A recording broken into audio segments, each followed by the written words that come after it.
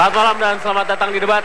Setelah kita berpisah beberapa minggu, kita jumpa kembali di acara ini. Sebelumnya saya, Alvito Dinova Gintings, mewakili rekan-rekan yang bertugas selama ini menemani Anda setiap Senin malam mengucapkan minal aidin wal faizin, mohon maaf lahir batin jika dalam penyampaian kami, kehadiran kami di layar televisi Anda mengganggu Anda barangkali tidak sesuai, tapi yang jelas program ini tetap konsisten untuk menyuarakan kata-kata dengan lugas dari kedua belah pihak, tidak pernah satu pihak.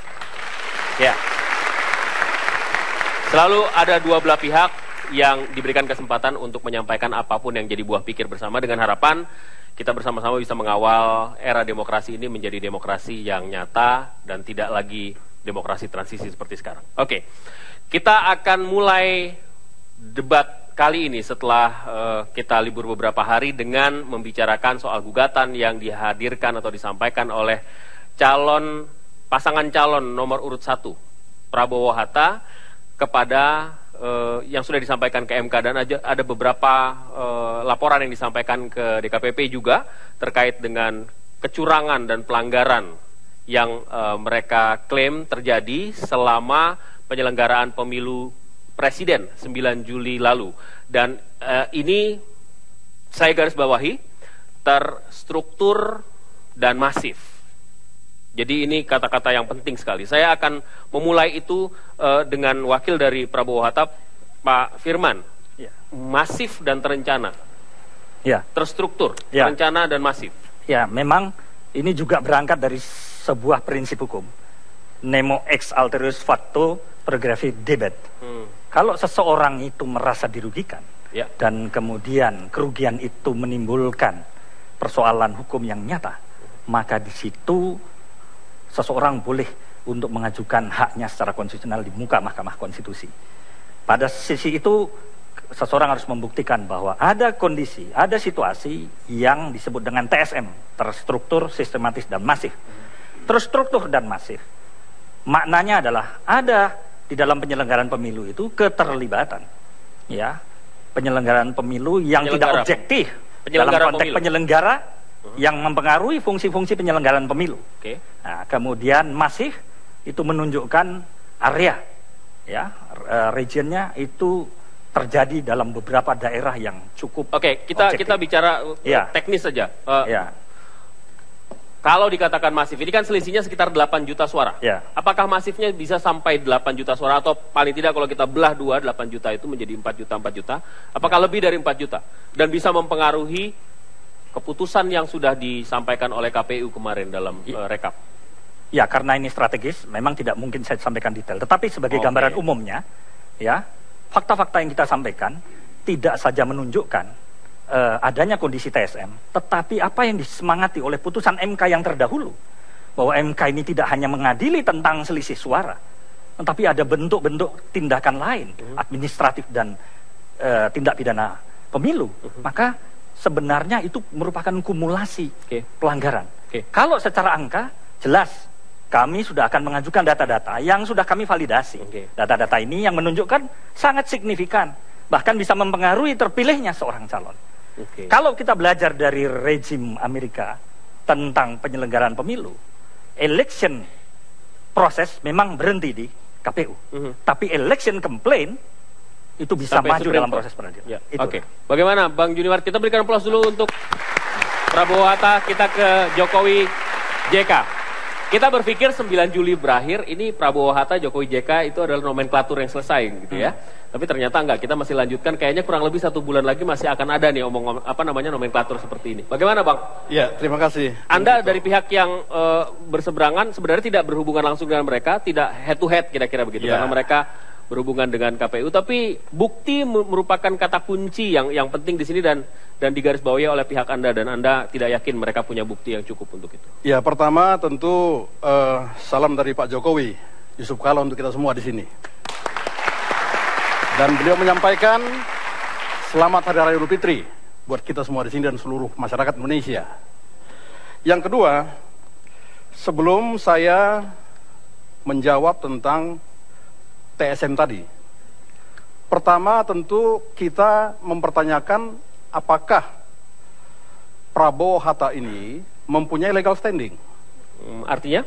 Apakah mereka mempunyai kedudukan hukum untuk melakukan permohonan atau gugatan kepada MK? Kenapa saya katakan begitu? Karena di dalam proses Pilpres tersebut, dalam hal ini rekapitulasi yang berakhir kepada penetapan, ya, pasangan Capres Prabowo dan Hatta mundur, menarik diri. Artinya, ya, dengan adanya penolakan dan penarikan diri, ya, Prabowo Hatta ini berimplikasi hukum gugurnya kedudukan mereka sebagai capres dan wapres. Ini jelas, ya, diatur di dalam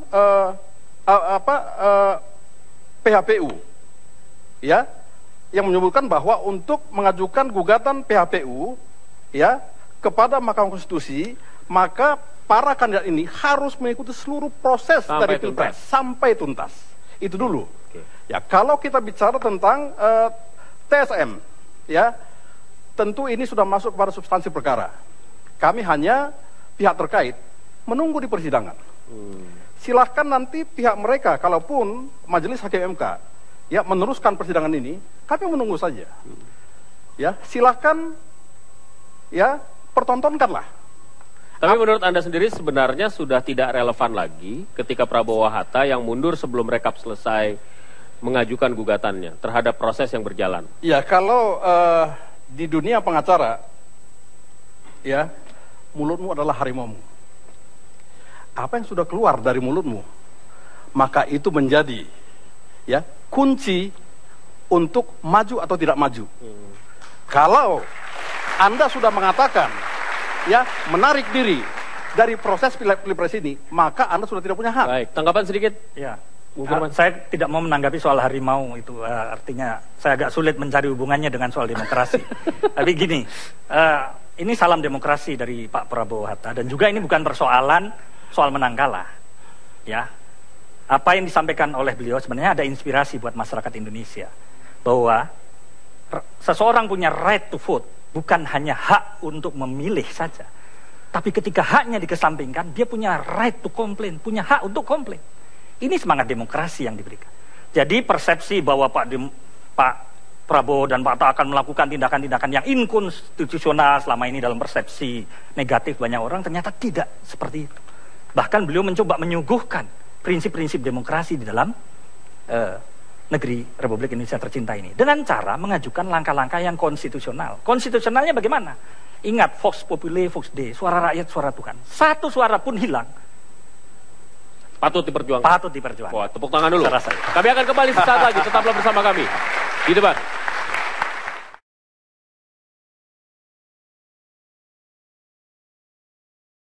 Ini. Bersama kami setelah ada Bung Firman dan Bung Junimart. Di sebelah sana ada Bung Trimedia Panjaitan. Kita berikan aplaus. Pak Egy Sujana. Dan Egy Sujana di sebelah sini. Kita berikan aplaus juga untuk beliau. Mari kita lanjutkan. Sampai sejauh ini yang jadi pertanyaan dari publik adalah, dan pihak-pihak adalah soal otentisitas bukti. Banyak yang ragu soal bukti-bukti yang dimiliki oleh Prabowo Hatta. Jangan-jangan mereka sendiri bingung dengan bukti. Katanya bukti itu bukan bukti resmi dan seterusnya. Bagaimana tanggapan dari pihak Anda? Ya. Saya aja dulu nanti tambahkan Pak Egy. Ada dua prinsip yang kita sampaikan. Pertama adalah dokumen yang terkait dengan apa yang disebut dengan silent evidence, bukti diam berupa data, temuan-temuan. Kemudian ada yang bersifat speaking evidence, bukti yang bicara, testimoni, kesaksian dan sebagainya. Itu secara kumulasi sudah kita kumpulkan.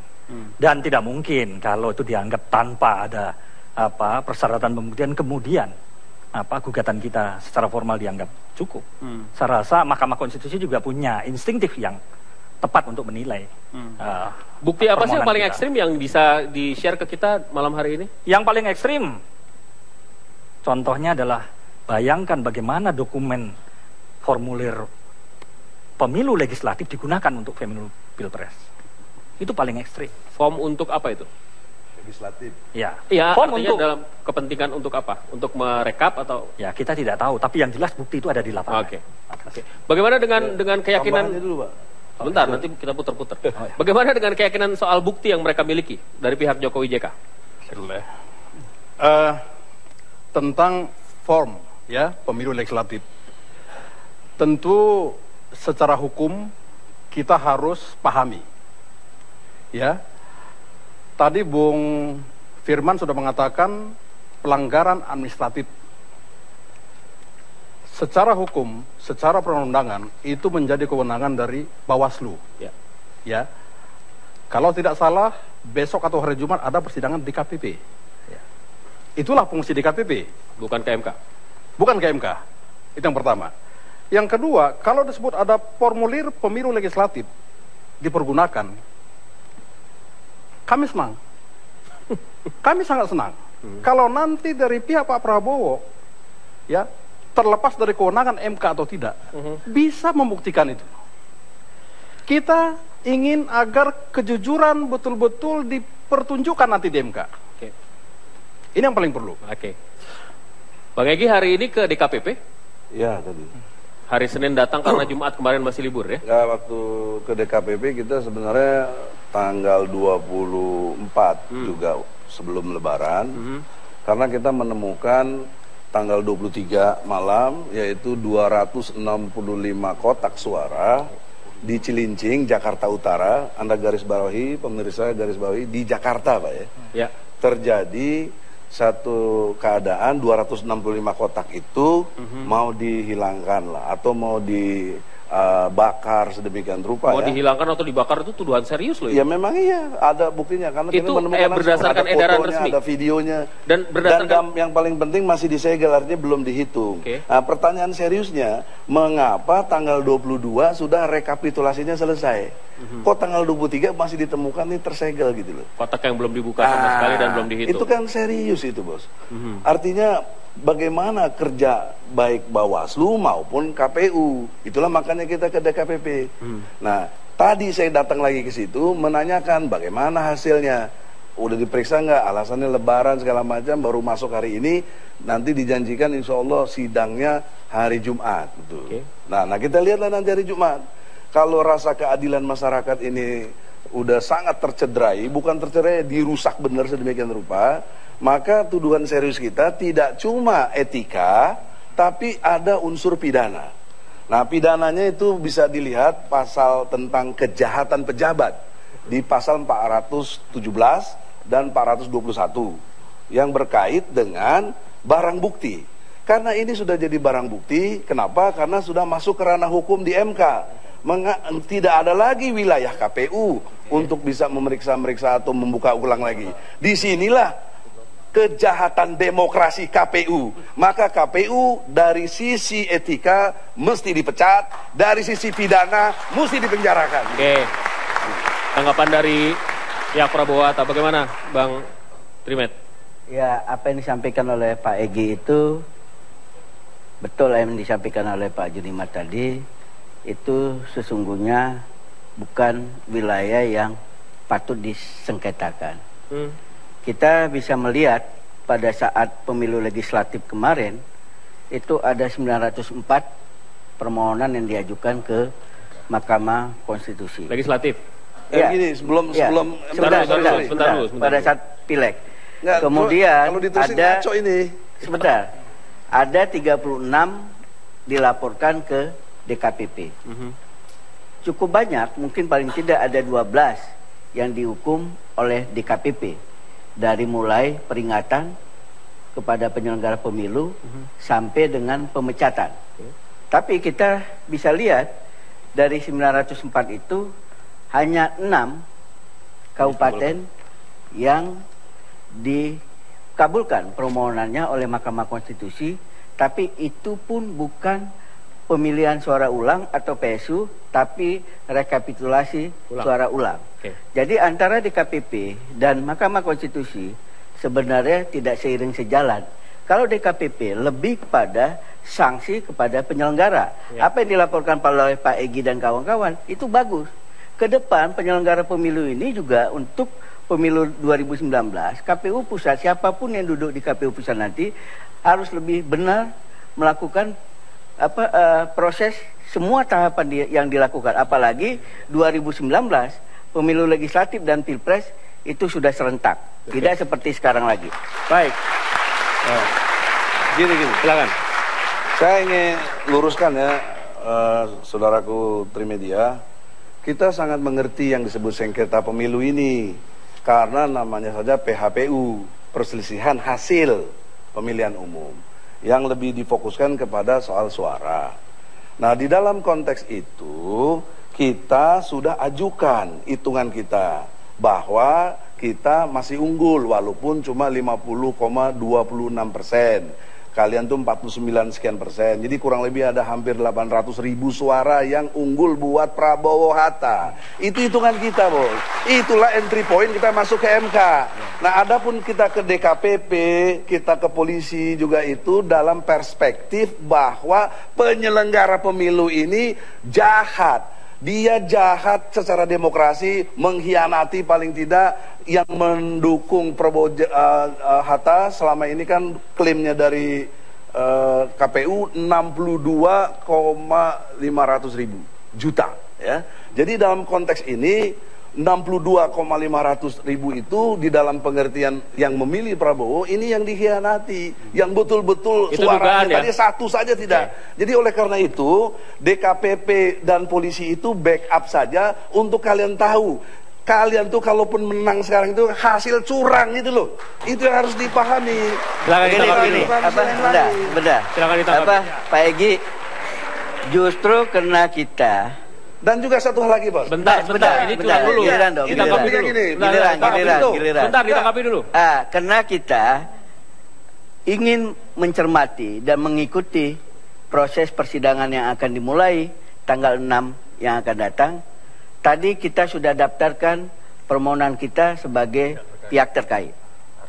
Itu artinya apa? Bahwa pasangan Pak Jokowi dan Pak JK ini juga serius merespon apa yang disampaikan oleh Pak Prabowo, Pak Hatta melalui kuasa hukumnya. Kita serius, makanya Pak Egy kita masukkan. Dan kita juga mencermati apa yang dimohonkan oleh tim hukum dari Pak Prabowo, Pak Hatta. Karena itulah Pak Egy, saya terlambat datang ini. Pak Junimat dulu datang karena kami rapat tim hukum tadi dengan Pak Jokowi. Pak JK berhalangan hadir karena beliau sedang umroh. Jadi dengan Pak Jokowi kita hampir 1 jam, kita menyampaikan tadi, Pak seperti ini kasus posisinya, seperti ini jawaban yang kita lakukan, supaya Pak Jokowi juga bisa kalau ditanya wartawan, seperti ini eksekutif summary kita sampaikan. Soal curang itu bagaimana? Kenapa?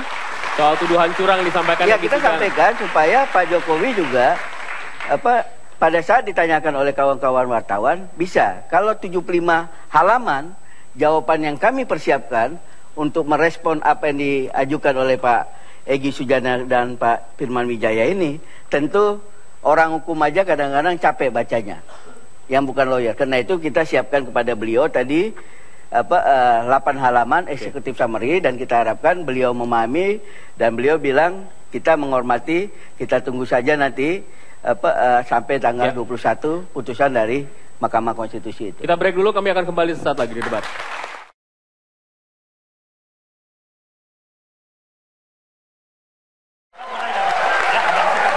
Terima kasih masih bersama kami. Saya mau ke Bung Refli dulu. Menurut Anda, silakan berdiri. Ya. Terima kasih sudah bergabung bersama kami. Menurut Anda gugatan yang disampaikan oleh Prabowo Hatta memenuhi unsur nggak? Artinya begini, Anda seringkali mention soal bukti, dan ini yang jadi perhatian, salah satu perhatian. Menurut Anda bagaimana? Ya, saya membaca permohonan Prabowo Hatta ini sampai tadi ya, tapi saya mendengar katanya ada versi yang baru. Nah, versi yang baru itu kan kita tidak tahu, karena itu akan disampaikan di persidangan pemeriksaan pendahuluan tanggal 6. Tapi kalau modalnya yang kemarin, saya katakan berat, ya, kalau modalnya kemarin. Karena saya membaca versi tanggal 26 Julinya yang jam 9, dan kemudian versi yang jam 19.25. Saya kira itu berat. Beratnya di mana? Beratnya adalah begini, mereka mempermasalahkan dua hal. Pertama, penghitungan suara yang katanya unggul 50 sekian persen. Kedua, proses pemilu, electoral proses. Kalau penghitungan suara, maka kemudian kan harus disertai bukti-bukti yang cukup, ya, yang sufficient. Nah, saya melihat elaborasinya nggak banyak. Jadi bagian terpenting ini cuma 2 halaman saja elaborasinya. Nah, saya menduga jangan-jangan cuma tempelan saja untuk entry point. Nah, Bung Firman ketawa-ketawa dia, jangan-jangan cuma entry point. Tapi kita akan lihat nanti apakah memang didukung oleh bukti yang cukup atau tidak kemenangan yang 50, sekian persen tadi. Nah, kalau electoral proses, kita harus bedakan apakah ini irregularitas. Saya katakan begini, kalau dalam pemilu itu ada irregularitas, hal-hal yang unusual, ya, tidak wajar, kemudian tidak normal, ada kecurangan, ada yang lebih tinggi lagi intimidasi dan kemudian violence, kekerasan. Nah, saya melihat yang dipersoalkan tuh banyak yang unusual things, irregularitas. Misalnya DPKTB, misalnya daftar pemilih khusus tambahan. Yang konon katanya kok tidak wajar jumlahnya. Nah, saya katakan barangkali betul tidak wajar jumlahnya, tetapi kita tidak punya kemampuan untuk memverifikasi apakah itu menguntungkan Prabowo atau merugikan Prabowo atau tidak.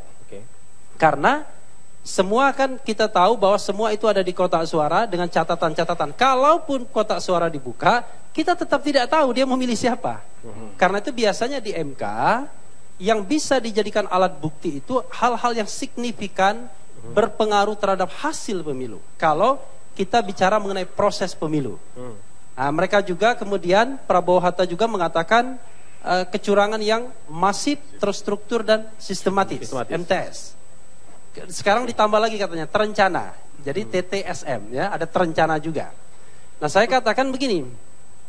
Kalau ada TSM itu, maka ini mengandaikan ada kekuatan yang tidak seimbang, unbalanced. Jadi satu punya kekuatan yang powerful, financial resources, kemudian barangkali menguasai birokrasi sipil dan militer, lalu kemudian bisa menggerakkan pegawai-pegawai negeri sipil, ya kan, untuk kemudian melakukan kecurangan, bahkan punya rezim koersif yang bisa menekan dan lain sebagainya. Itu tidak mungkin terjadi. Dalam konteks pemilu reformasi apalagi pilpres ini, saya mengatakan sesungguhnya kekuatannya seimbang saja. Jadi ada potensi untuk dicurangi, tapi at the same time ada potensi untuk mencurangi. Jadi kalau misalnya kubu Prabowo Hatta mengatakan dicurangi, saya yakin di tempat lain juga mungkin mencurangi. Silakan. Sama hal seperti kubu Jokowi JK. Ya. Nah, biasanya di MK, kalau potensinya sama, dicurangi dan mencuranginya potensinya sama, kadang-kadang dianggap so-so saja. Artinya tidak dipertimbangkan sebagai sebuah TSM. Biasanya begitu. Itu pengalaman saya. Jadi begini, cara pandangannya kan pengamat yang standar aja itu, ya. Benar. Kalau ditinjau secara mendalam, kita ini berhadapannya justru dengan penyelenggara. Maka yang kita persoalkan tuh KPU, bukan mereka. Sebenarnya ini debat standingnya nggak pas nih, maksudnya KPU di sini. Kalau tadi istilah legal standing, sekarang debat standing nggak pas. Pak Vito ini keliru mendebatnya ini. Saya pikir sama-sama standing jadinya nggak ada. Nah, jadi dalam konteks itu nggak ada urusan tadi birokrasi dan lain sebagainya. Kalau KPU-nya sudah berpihak, mau gimana kita? Ada buktinya itu? Ya, satu contoh yang paling mendasar. 1 hari sebelum penetapan, tanggal 22, Prabowo Hatta mengajukan surat resmi ke Bawaslu juga, ke KPU juga, untuk bisa dihentikan rekapitulasinya itu. Tundalah, masih ada waktu kok sampai tanggal 8 Agustus. Kenapa kok ngebat kayak mau berak itu ke tempat, terus atau mohon maaf ya kata-kata itu keluar. Itu harus ditetapkan, padahal masih banyak suara yang belum dihitung. Nah, di situ sudah terlihat berpihaknya penyelenggara. Anda bayangkan kalau pertandingan bola, wasitnya berpihak kepada yang satu, kalah terus kita. Nah, itulah yang harus dilihat. Belum lagi nih, sebentar. Belum ini. Nih, saya mau ada trivia. Tanggapin dulu. Sebentar. Ini sekalian Bang, hati-hati dengan diksi ya, silakan. Ya. Jadi kita ini kan harus jelas ya, kita ini mau main kemana. Kita mau mempermasalahkan hasil pemilunya atau mempermasalahkan penyelenggara pemilunya. Itu memang berhubungan, tetapi tidak bisa dikaitkan 100%. Kalau kita mempermasalahkan penyelenggara pemilu, ujungnya DKPP. Nah, ujung dari DKPP itu adalah pemberhentian kalau seandainya dianggap pelanggaran berat. Kalau mempermasalahkan hasilnya, ujungnya ke Mahkamah Konstitusi. Jadi kalau kemudian dikatakan ini penyelenggara berpihak dan lain sebagainya, maka perlu ditanyakan, ini mau mempersoalkan hasilnya atau mau mempersoalkan penyelenggaranya. Penyelenggara dan hasil bisa dipersoalkan di MK, tetapi standing point di MK tetap hasilnya. Nah, saya kira paham betul. Kalau pengertian hasil, saudara pengamat kan pemikirannya harusnya luas. Jangan sempit bicara numerik, angka-angka saja. Bukan. Hasil pemilu itu adalah kumpulan dari peristiwa-peristiwa yang membuat hasil itu terjadi. Salah satu peristiwanya kelakuan KPU-nya. Itu hasil. Adil apa tidak? Jadi pemilu ini jangan kau lihat cuma angka ini lebih besar, ini lebih kecil. Karena itu mereka mengajukan ke MK dan mengajukan ke hasil KPP itu juga. harus dipahami yang bersifat kualitatif juga, bahwa ini menyinggung rasa keadilan. Bayangkan keberatan kita yang punya hak secara konstitusional tidak dianggap, dicuekin. Kita ini bukan sekedar dirugikan, dihina. Anda tahu nggak rasanya orang dihina? Nah, tunggu dulu dong. Tadi Anda ngomong, saya diam. Anda duduk dulu. Kalau menurut undang-undang, ya kan? Menurut undang-undang. Jadi kita harus membedakan. Dia ngomong tadi. Jadi resiprokal. Debat itu belum selesai. Pro kontra, silakan. Iya, kita harus membedakan. Hasil pemilu menurut versi Egy Sujana mungkin seperti itu. Tapi kalau kita kembali ke kitab sucinya, Undang-Undang MK, Undang-Undang nomor 24 tahun 2003, yang namanya hasil pemilu, ya, election result, itu adalah suara, ya, suara yang diperoleh. Tetapi MK, Bang Egy, sejak 2008 tidak hanya memang mempermasalahkan suara, tapi election proses juga bisa dipersoalkan. Nah, jadi Bang Egy itu tidak hanya mempermasalahkan suara, tapi juga election proses. Iya, betul. Tapi suara dan election proses itu dua hal yang berbeda, Bung. Begitu ya. Oke, saya tambahkan ya. Saya akan ke Anda, nanti kita break dulu, kami akan kembali sesaat lagi.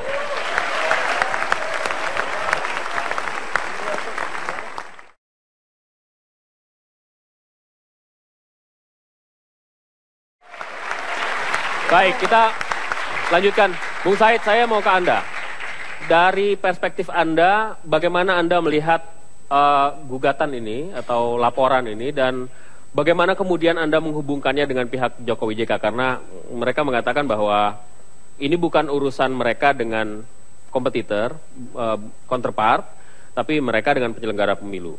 Tapi tetap saja pihak Jokowi JK menyiapkan diri sebagai pihak yang terkait. Silakan. Ya, makasih Mas Vito. Ini posisi saya di tengah nih, jadi nggak ke sana, nggak ke sini. Mudah-mudahan jadi objektif.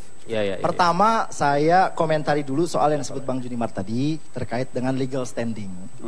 Kalau dikatakan misalnya Pak Prabowo mundur, maka Pak Jokowi tidak bisa jadi presiden.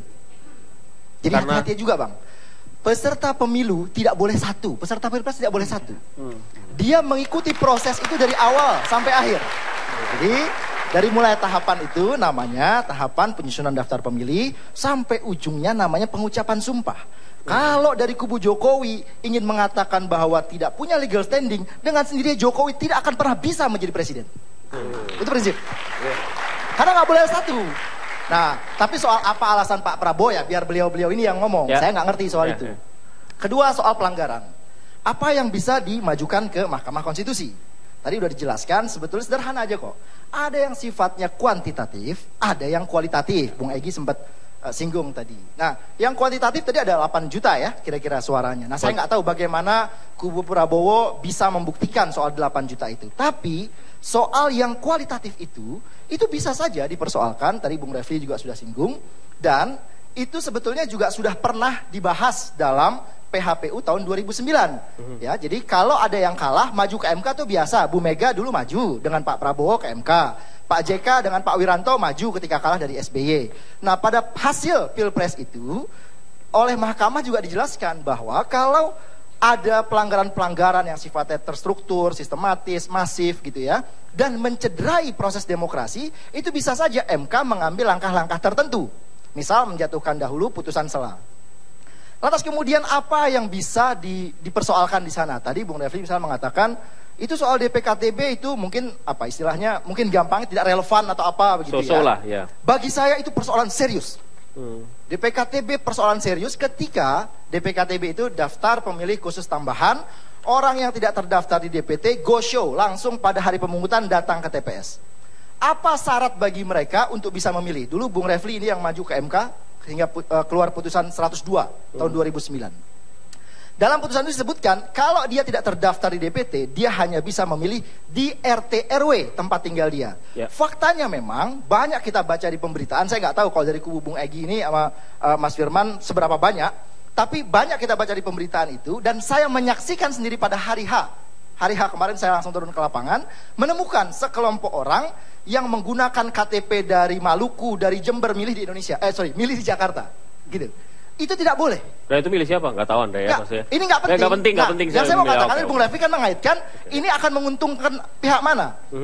Jadi Mas Vito, sederhananya begini. Hak memilih dan dipilih itu setara. Oke? Hak memilih dan dipilih itu setara. Sekarang, kalau kemudian ada peserta yang dipilih, apakah calon anggota legislatif, calon kepala daerah, calon presiden, ikut suatu kontestasi, kemudian dimajukan ke Mahkamah Konstitusi. Dalam kasus pilkada, beberapa kali dijatuhkan putusan sela untuk melaksanakan pemungutan suara ulang apabila ada calon yang mengikuti kontestasi itu ternyata tidak memenuhi syarat.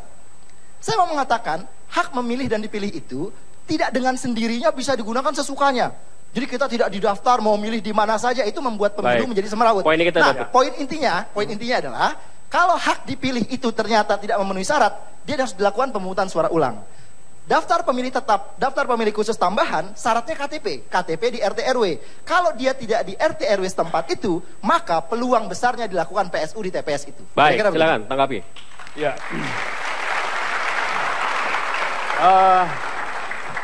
Tentang legal standing, menjadi hak masing-masing untuk menyatakan benar atau tidak. Akan tetapi KPU sebagai penyelenggara Pilpres, yang bertugas karena perintah undang-undang, yang sudah melakukan rekapitulasi.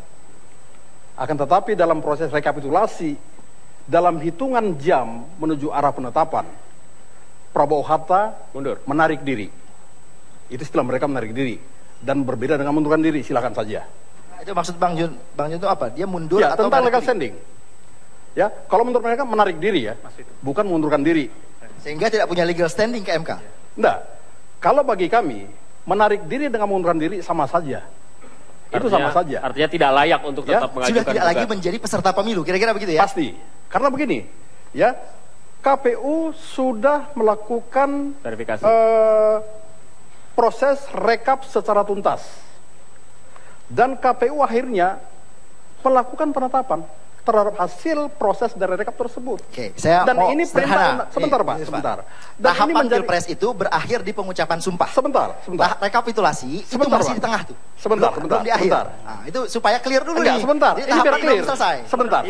Mas, menurut saya sederhana Pak Jun. Sebentar. Ketika Pak Jun sudah memasukkan itu ke dalam MK, itu, baru 5 menit kita katakan bahwa apa yang dikatakan beliau final, nyatanya beliau ikut juga ke MK. Siapa yang tidak konsisten? Tunggu dulu. Satu. Sebentar. Kemudian kedua, siapa yang mengatakan proses di KPU itu final? Rekapitulasi sedang berjalan, dalam hitungan jam menuju arah penetapan, pihak Prabowo Hatta menarik diri, kan? Nah, artinya apa? Dengan menarik dirinya mereka itu secara sah dan memerintahkan semua saksi yang di KPU yang tadinya mengikuti proses rekap tersebut keluar dari KPU. Itu kan sudah jelas. Makanya saya bilang tadi, mulutmu harimaumu. Kan begitu. Itu nggak ada urusannya dengan harimau, Pak. Sebentar. Jadi bagi saya sederhananya begini ya, Pak. Sebentar. Kita rasa-rasanya kalau bicara proses pemilu, kita apa yang disampaikan pada hari ini jelas. Satu-satu. Sekali lagi saya katakan, election proses tidak bisa dipisahkan dengan election complaint. Orang punya hak untuk memproses, maka dia punya hak juga untuk komplain. Sebentar. Dan hari ini faktanya beliau berdua juga mengajukan ke Mahkamah Konstitusi. Saya sudah mengatakan masing-masing kita punya hak. Tapi kami, betul kan ada persoalan sebentar. Ada persoalan. Tapi kami juga punya hak untuk menyampaikan pendapat kami mengenai ini. Silakan saja ke MK. Nanti MK akan mengambil keputusan. Kita akan lanjutkan nanti. Ini bisa atau tidak? Kita akan lanjutkan nanti. Kan begitu. Tetaplah bersama kami.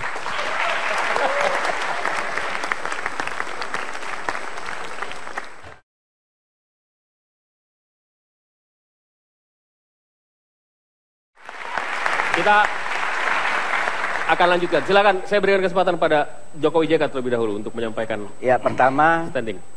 Sebagaimana yang kami sampaikan kepada Pak Jokowi tadi, kami sudah siap mengikuti persidangan tanggal 6 Agustus yang akan datang sebagai pihak terkait.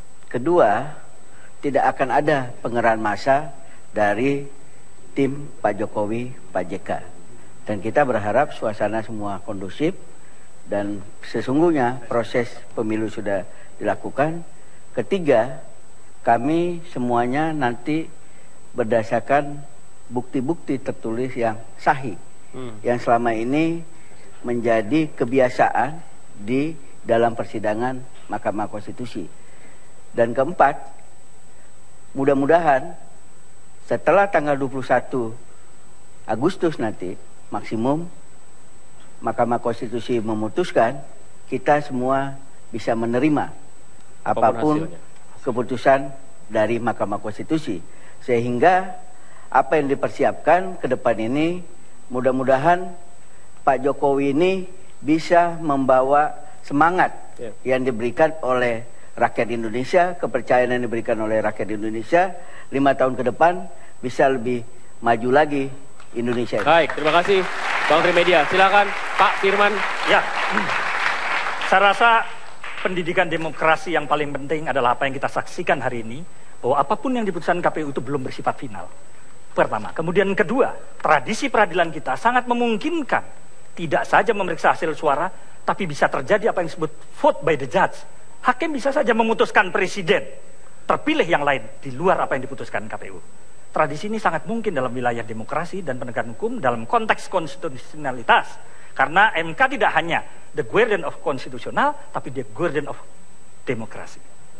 Itu pesan penting saya kepada Pak Refli, bahwa ini strategi hukum kita. Tidak mungkin kita buka secara awal di muka, karena itu adalah baru desain. Ya. Tunggulah pada tanggal mainnya, kami akan buktikan. Dan pada hari ini kita saksikan bersama, pertemuan kita pada hari ini menunjukkan memang ada persoalan yang serius dengan penyelenggaraan pemilu kita kali ini. Kita akan pantau terus dan kita akan ikuti terus debat. Kemungkinan akan menghadirkan episode lain dari cerita ini. Sampai di sini dulu debat, kita akan jumpa minggu depan.